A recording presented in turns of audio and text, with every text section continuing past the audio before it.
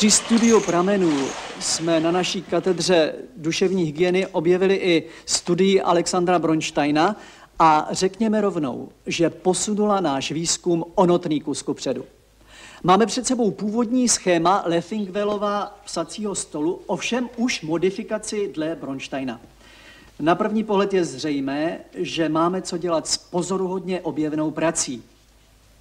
Bronstein redukoval redundantní počet učebnic ze 3 hromádek na 2. A1, A5. A proč, prosím pěkně? No, protože si uvolnil B1. Ale to není všechno, přátelé.